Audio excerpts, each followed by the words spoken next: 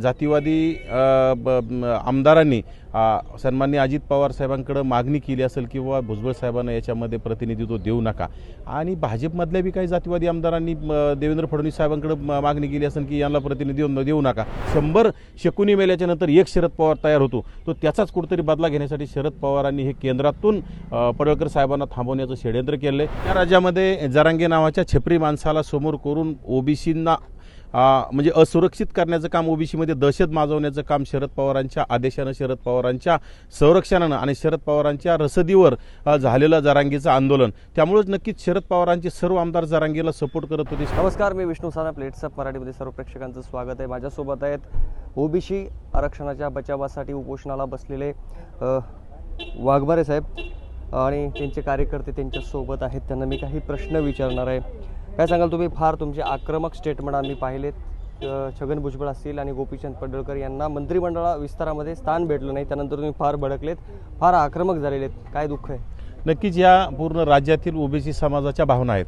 कारण गेल्या 1.5 वर्षामध्ये जरांगे नावाच्या डुकराने जो हैदोस घातला होता या राज्यामध्ये, आणि ते जरांगे नावाच्या डुकराला थांबवायचं म्हटलं तर कुठेतरी चांगल्या माणसांनी कुठेतरी भूमिका घ्यावी लागत होती. त्यामध्ये या देशाचे ओबीसी नेते छगनरावजी भुजबळ साहेब असतील आणि एक आक्रमक ओबीसींचे नेते गोपीचंद पडळकर साहेब यांनी या राज्यामध्ये अनेक महाएल्गार सभाच्या माध्यमातून ओबीसींना कुठेतरी संरक्षण देण्याचं काम केलं. ओबीसींना आश्वस्त करून ओबीसींना कुठेतरी ओबीसीच्या मनातील भीती काढण्याचं काम केलं.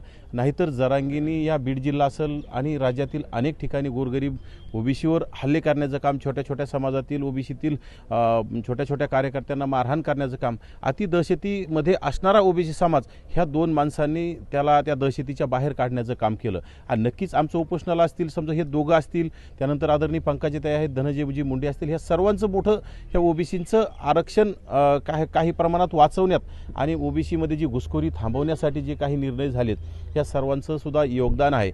आम्ही उपोषण करत असताना आम्ही एक निमित्त मात्र आहोत, परंतु कुठेतरी कुठल्याही आरक्षणाला आंदोलकाला गॉडफादर लागतात. हे सगळे हे आमच्या पाठीराखी असल्यामुळं कुठेतरी आम्हाला सुद्धा याच्यामध्ये यश मिळालं आणि जरांगेचा आवाज बंद करण्यामध्ये आम्ही यशस्वी झालेलो आहोत. पण भुजबळ साहेबांना मंत्रिपद का नसेल भेटलं? नक्कीच आमचा आरोप आहे की जातीवादी आमदारांनी सन्माननीय अजित पवार साहेबांकडे मागणी केली असेल किंवा भुजबळ साहेबांना याच्यामध्ये प्रतिनिधित्व देऊ नका आणि भाजपमधल्या बी काही जातीवादी आमदारांनी देवेंद्र फडणवीस साहेबांकडे मागणी केली असेल की यांना प्रतिनिधित्व देऊ नका. कारण त्यांनी ते समाजाच्या भावना सभागृहात मांडणारे 2 नेते आहेत आणि ते वारंवार मांडले असते त्यांनी की ओबीसीवर कुठं अन्याय होत असेल तर ते बोलले असते किंवा ओबीसींच्या हक्कासाठी पुन्हा भांडत राहिले असते. त्यामुळे ओबीसींचा आवाजच सभागृहात ठेवायचं नाही, हे प्रस्थापित मराठ्यांचं आणि प्रस्थापित मराठा आमदारांचं मोठं षडयंत्र आहे. तेच त्या षडयंत्राला हे बळी ठरलेत आणि नक्कीच 12 तारखेला दिल्लीमध्ये अजित पवार असतील, शरद पवारांची भेट झाली. यामधून नक्कीच शरद पवारांच्या तुतारीचा हा पराक्रम आहे. शरद पवार आणि अजित पवार एकच असल्याचं याच्यामधून निष्पन्न होतं आहे. कारण 12 तारखेला गेल्याच्या नंतर सगळे निर्णय चेंज झाले आणि भुजबळ साहेबांना मंत्रिपद मिळणार होतं, ते मंत्रिपदापासून भुजबळ साहेबांना थांबवलं आणि त्यानंतर नुकतीच त्या 2-5 दिवसापूर्वी पडळकर साहेब शरद पवारावर बोलताना त्यांची घसरली होती किंवा 100 शकुनी मेल्याच्या नंतर एक शरद पवार तयार होतो, तो त्याचाच कुठेतरी बदला घेण्यासाठी शरद पवारांनी हे केंद्रातून पडळकर साहेबांना थांबवण्याचं षडयंत्र केलं आहे. म्हणजे खरोखरच शरद पवार हे 100 शकुनी मेल्याच्या नंतर एक शरद पवार तयार होतो हे सिद्ध त्यांनी करून दाखवलंय. शरद पवार हे कुरापतीच आहेत आणि त्यांच्या कुरापती जोपर्यंत जिवंत आहे तोपर्यंत जाणार नाहीत. तुम्ही आता जरांगे पाटील असतील त्यांच्याबद्दल किंवा आता शरद पवारांबद्दल तुम्ही एकदम खालच्या शब्दामध्ये त्यांच्यावर टीका करता, हे का बरं? नेमका एवढा राग का आहे? या राज्यामध्ये जरांगे नावाच्या छपरी माणसाला समोर करून ओबीसींना म्हणजे असुरक्षित करण्याचं काम, ओबीसीमध्ये दहशत माजवण्याचं काम शरद पवारांच्या आदेशानं, शरद पवारांच्या संरक्षणानं आणि शरद पवारांच्या रसदीवर झालेलं जरांगेचं आंदोलन. त्यामुळेच नक्कीच शरद पवारांचे सर्व आमदार जरांगेला सपोर्ट करत होते, जरांगेंना रसद देत होते आणि वारंवार जरांगेला जाऊन भेटून, ज्यामध्ये रोहित पवार असेल, राजेश टोपे असेल, अनेक आमदार, रोहित पवार थोड्या मतांनी हुकले, नाहीतर रोहित पवारांचा सुद्धा आम्ही पराभव आमच्या ओबीसीनं केलेलाच होता. परंतु आम्ही राजेश टोपे नावाच्या जातीवादी आमदाराला घराचा रस्ता दाखवलेला आहे. तो खुद माझ्या मतदारसंघातला आणि राजेश टोपे येणाऱ्या काळात तुम्हाला आयुष्यात कधीही आमदार झालेला दिसणार नाही. कारण आजपर्यंत ओबीसींच्या जीवावर निवडून यायचं आणि ओबीसींच्याच पाठीत खंजीर खुपसण्याचं काम ह्या शरद पवारांसारख्या माणसाच्या पक्षानं आणि शरद पवारांच्या आमदारांनी आजपर्यंत केलं. त्याचंच प्रत्यय म्हणून ओबीसी समाजाने महायुतीला निवडून देण्याचं काम केलं. फक्त खंत एकच आहे की ओबीसींचे जसं पंकजाताई असतील, धनंजय मुंडे साहेब असतील, यांच्याप्रमाणे छगन भुजबळ साहेबांना आणि पडळकर साहेबांना या सभागृहात स्थान मिळालं पाहिजे होतं, मंत्रिमंडळ मिळालं पाहिजे होतं. कारण त्या सर्व ओबीसी समाजाच्या भावना आहेत, आमच्या एकट्याच्या नाहीत. आम्ही ओबीसी समाजाच्या भावना आपल्याकडं व्यक्त करत आहोत. आणखीसुद्धा या राज्यातील मुख्यमंत्री असतील, उपमुख्यमंत्री असतील, यांनी विचार करावा आणि येणाऱ्या काळात ह्या दोघा आक्रमक नेत्यांना, तुम्हाला जर येणाऱ्या काळात असंच तुमचं सरकार ठेवायचं असेल, येणाऱ्या काळात ओबीसी समाज तुमच्या पाठीशी ठेवायचा असेल, तर तुम्हाला या दोघांना सभागृहात घेतल्याशिवाय पर्याय नाही. त्यांच्यावर अन्याय होता कामा नये. त्यांच्यावर अन्याय म्हणजे ओबीसीवर अन्याय आहे. नक्कीच येणाऱ्या काळात हे तुम्हाला ओबीसी मधून असंतोष दिसणार आहे. नवनाथ आबा, म्हणजे पुन्हा तोच प्रश्न मी तुम्हाला रिपीट करतो. नवनाथ आबा असे बोलत नव्हते, एवढे चिडत नव्हते, एवढ्या खालच्या पातळीवरची भाषा वापरत नव्हते. हल्ली काय झालंय नेमकं? फार चिडताय तुम्ही आणि फार खालच्या भाषेत टीका करताय. कारण असं आहे की आम्हाला ज्यांनी धीर दिला, आमच्या आंदोलनामध्ये सहभाग नोंदवला, आम्हाला पाठिंबा दिला आणि ज्या माणसांनी खरंच त्यांचं योगदान आहे, जसं मुंडे साहेबांचं काम होतं, स्वर्गीय लोकनेते गोपीनाथरावजी मुंडे आणि भुजबळ साहेबाची जोड होती.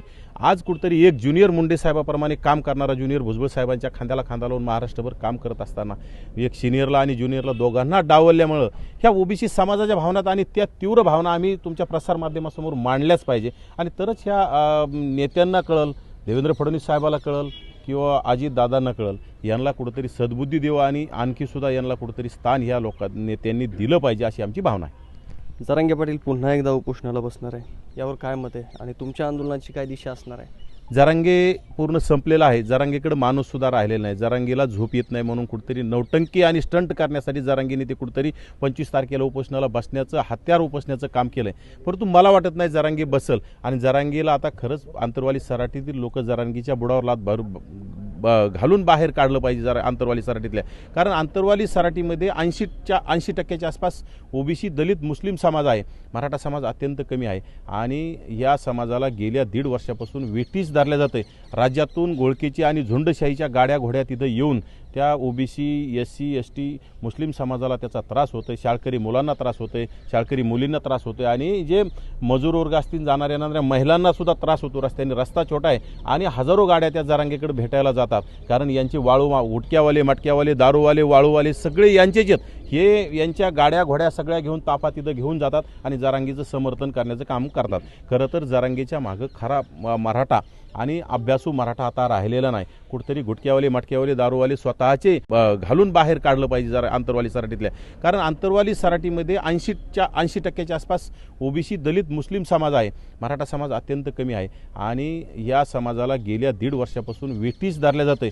राज्यातून घोळकीची आणि झुंडशाहीच्या गाड्या घोड्या तिथं येऊन त्या ओबीसी, एससी, एसटी, मुस्लिम समाजाला त्याचा त्रास होतोय. शाळकरी मुलांना त्रास होतोय, शाळकरी मुलींना त्रास होतोय आणि जे मजूर वर्ग असतील, येणाऱ्या महिलांना सुद्धा त्रास होतो. रस्त्याने रस्ता छोटा आहे आणि हजारो गाड्या त्या जरांगेकडे भेटायला जातात. कारण यांचे उटक्यावाले, मटक्यावाले, दारूवाले, वाळूवाले सगळे यांचेच आहेत. हे यांच्या गाड्या घोड्या सगळ्या घेऊन ताफा तिथं घेऊन जातात आणि जरांगीचं समर्थन करण्याचं काम करतात. खरं तर जरांगीच्या मागं खरा मराठा आणि अभ्यासू मराठा आता राहिलेला नाही. कुठेतरी गुटक्यावाले, मटक्यावाले, दारूवाले स्वतःचे चुकीचे धंदे, काळे धंदे लपवण्यासाठी जरांगीच्या आडून तिथं जरांगीच्या समर्थन करण्याचं काम करतात. त्यामुळे जरांगीचं आंदोलन आता सबसेल फेल होणार आहे. जरांगीच्या माध्यमातून मराठा समाजाला मोठा फटका बसलेला आहे. EWSचं आरक्षण गेल्यामुळं पोलीस भरतीमध्ये सुद्धा जरांगीमुळे त्यांना फटका बसलेला आहे. मेडिकल भरतीमध्ये फटका बसलेला आहे. आणि नुकत्याच झालेल्या विधानसभेमध्ये मराठा समाजाचं अतोनात नुकसान झाले. आज कुठल्या तरी मी चॅनललाच बघितलं की लोकशाहीच्या माध्यमातून, लोकशाही चॅनलला बघितलं की ज्यामध्ये मराठा समाजाचे बरेचसे आमदार कमी झालेत.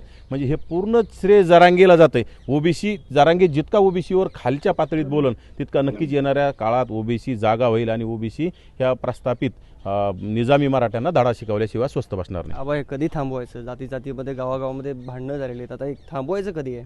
सुरुवात प्रस्थापित आणि निजामी मराठ्यांनी सुरू केले. सुरुवात बंद सुद्धा त्यांनी करावं.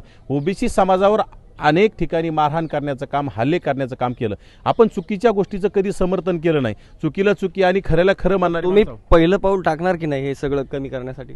पण त्यांच्याकडून आणखी सुरुचीनं जातीवाद अनेक गावामध्ये आज मागच्या काही 10-15 दिवसापूर्वी काही ठिकाणी समजा ठीक आहे गुन्हेगार असतो, परंतु सुरेश धस असेल जातीवादी, संदीप क्षीरसागर असेल, हे बालिश आमदार येतो आणि कुठतरी धनंजय मुंडे साहेबावर, पंकजाताईवर आरोप करायचे आणि प्रसिद्धी मिळवायची आणि कुठतरी समाजामध्ये तेढ निर्माण करायचं.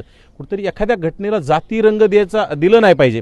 ती घटना असते, आरोपी असतात आणि गुन्हेगार असतात, ज्याची त्याला कायदा आहे. बाबासाहेब आंबेडकरांच्या संविधानानुसार सर्वांना नक्कीच त्याच्यामध्ये शिक्षा होऊ शकते तपास लागल्याच्या नंतर. परंतु एखाद्या माणसाला बदनाम करून त्याचं करिअर खराब करण्यासाठी, त्यांना मंत्रिपद मिळू नये यासाठी सुपारी घेऊन जर वाजवायचं काम जर सुरेश धसांसारखे वरिष्ठ आमदार जर करत असतील तर मला अशा भामट्यांची क्यू येते.